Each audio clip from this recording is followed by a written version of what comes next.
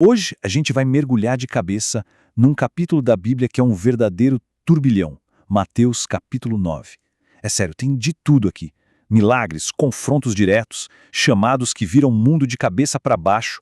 A ideia é a gente desmontar esse texto peça por peça para entender a mensagem central sobre autoridade, sobre fé e, principalmente, sobre o nascimento de uma comunidade totalmente nova. Para facilitar a nossa jornada, a gente dividiu tudo em 4 grandes momentos. Primeiro, vamos ver uma demonstração de poder que bate de frente com a autoridade religiosa da época. Depois, um convite super radical que quebra todas as barreiras sociais. Em seguida, uma série de curas que mostram a importância da fé. E por fim, a gente descobre o que está por trás de tudo isso, uma missão gigantesca movida por compaixão. Então vamos lá. Começando pelo primeiro ponto, a cena que abre o capítulo já joga a atenção lá no alto. É um confronto direto sobre quem afinal tem autoridade para fazer o que Jesus faz. A cena começa assim. Um homem paralisado é levado até Jesus. Todo mundo ali provavelmente está esperando por um milagre, uma cura física, certo? Mas a primeira coisa que Jesus faz é falar. E o que ele diz é chocante. Ele não olha para o corpo, ele olha para a alma e declara: os seus pecados estão perdoados. A reação é instantânea, não em voz alta, mas na mente dos líderes religiosos, os escribas. O pensamento deles é claro. Isso é blasfémia. Na cabeça deles, só Deus pode perdoar pecados. Ponto final.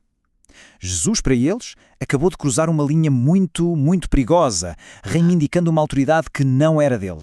E a resposta de Jesus é genial. Ele sabe exatamente o que eles estão pensando. E em vez de se defender, ele faz uma pergunta que vai direto ao ponto. Ele coloca as duas coisas lado a lado. Uma é invisível, não dá para provar, o perdão. A outra é visível, concreta e, vamos combinar, parece impossível, a cura física.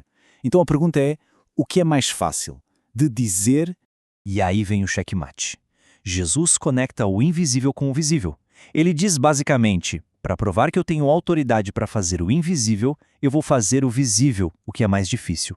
A cura do corpo se torna a prova real, ali, na frente de todo mundo, da sua autoridade sobre a alma. O homem se levanta. A multidão fica em choque. A questão da autoridade foi respondida. Pelo menos por enquanto. Ok, autoridade estabelecida, mas como essa autoridade funciona na prática? Agora Jesus vai mostrar como ela redefine completamente quem é bem-vindo ao seu grupo. E a próxima atitude é igualmente chocante. Jesus vê Mateus, um cobrador de impostos, e disse uma coisa simples: segue-me.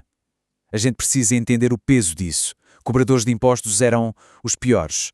Eram vistos como traidores que trabalhavam para os romanos e muitas vezes eram corruptos. Eram totalmente excluídos da sociedade. E é justamente um desses que Jesus chama para o seu círculo mais próximo. A cena seguinte só aumenta o escândalo. Jesus está na casa de Mateus, comendo com outros cobradores de impostos e pecadores. Para os fariseus, que eram super focados em pureza ritual, isso era impensável. A pergunta que eles fazem aos discípulos é, na verdade, uma acusação. Um mestre religioso de verdade não se mistura com essa gente. A resposta de Jesus mostra um conflito de mundos. Ele cita as Escrituras e diz: misericórdia quero e não sacrifício.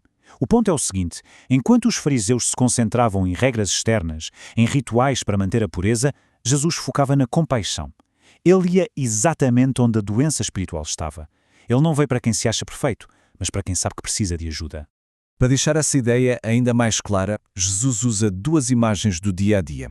Ninguém pega um pedaço de pano novo para remendar uma roupa velha, porque o pano novo encolhe e rasga tudo. E ninguém coloca vinho novo, que ainda fermenta e se expande, em recipientes de couro velhos e duros, porque eles vão estourar. A mensagem é brilhante. Esse ensinamento novo, esse jeito novo de viver, não cabe nas estruturas religiosas antigas. Precisa de algo totalmente novo. Agora o ritmo do capítulo acelera, e muito. Entramos numa sequência rápida de milagres, um atrás do outro. Mas o foco aqui não é só no poder de Jesus, é principalmente na importância da fé de quem pede ajuda. A cena é interrompida por um líder importante da comunidade. O pedido dele é desesperado, mas cheio de fé. Ele diz: minha filha acabou de morrer, mas eu sei que se você for lá e colocar a mão sobre ela, ela viverá. Que fé absurda, não? Só que, no caminho para a casa desse chefe, outra história acontece no meio da multidão. Uma mulher que sofria com uma hemorragia há 12 anos, uma condição que a tornava impura e a isolava de todo mundo, se aproxima por trás. Ela nem ousa falar com ele. A fé dela é silenciosa, mas super determinada. Ela pensa, se eu conseguir só tocar na roupa dele, eu vou ser curada. E Jesus sente aquele toque. Ele para, se vira e, em vez de dizer eu te curei, ele atribui a cura diretamente a ela. Ele diz, a tua fé te salvou. Esse momento é fundamental. O milagre não é só uma exibição de poder, é uma resposta direta à fé daquela pessoa. Quando finalmente chegam à casa do chefe, o clima é totalmente diferente. Não tem fé silenciosa, o que tem é um caos, um luto barulhento. E quando Jesus diz, a menina não está morta, está só dormindo, as pessoas riem dele. Mas ignorando a descrença de todo o mundo, ele vai lá, pega na mão da menina e ela se levanta. Simples assim. O poder da vida passando por cima do ceticismo geral. E não para por aí. Logo depois, 2 cegos aparecem e Jesus os cura baseado na confissão de fé deles. Sim, Senhor, nós queremos. E em seguida trazem um homem mudo. Nesse caso, a cura parece ser uma resposta à fé da comunidade, das pessoas que o levaram até ali.